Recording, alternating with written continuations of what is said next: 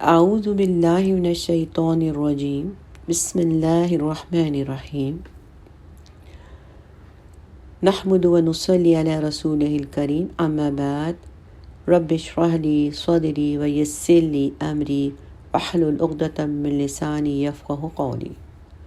اللہم لک الحمد کما ہدیتنا للاسلام وعلمتنا الحکمۃ والقرآن۔ اے اللہ، تمام تعریف تیرے ہی لیے ہیں،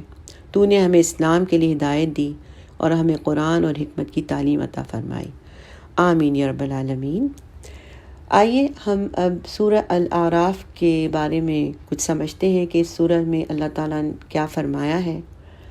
تھوڑا سا اس کے بارے میں جانیں، اس کے بعد پھر ہم رکوع کا آغاز کریں گے۔ سورہ الاعراف قرآن کریم کی مکی دور کی سب سے لمبی صورتوں میں سے سب سے لمبی صورت ہے۔ اس میں 206 یعنی 206 آیتیں ہیں اور 24 رکوع ہیں یعنی 24 رکوع ہیں۔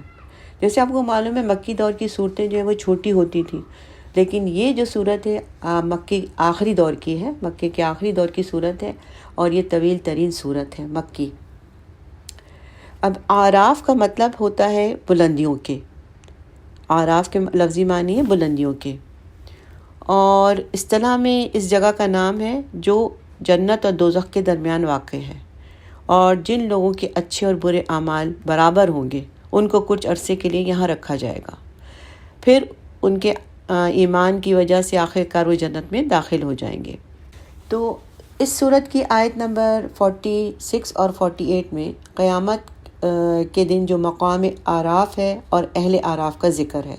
تو اسی مناسبت سے اس کا نام الاعراف رکھا گیا ہے۔ ابو داؤد اور نسائی نے روایت کیا ہے کہ نبی صلی اللہ علیہ وسلم اس سورہ کو مغرب کی 2 رکعتوں میں پڑھا کرتے تھے، سبحان اللہ۔ سورہ الاعراف کے موضوعات کی ترتیب کچھ اس طرح سے ہے کہ سب سے پہلے حضرت آدم علیہ السلام اور ابلیس کا قصہ بیان کیا گیا ہے، یعنی انسانی جو تخلیق کا آغاز ہوا تھا اس کا ذکر ہے، پھر دنیا کے حیات دنیا کے اختتامی دور کا ذکر ہے، اور اس دور میں 3 قسم کے لوگوں کی تفصیل آئی ہے۔ پہلے اہل جہنم کا تذکرہ ہے، پھر اہل جنت کا، پھر اصحاب الاعراف کا، یعنی وہ لوگ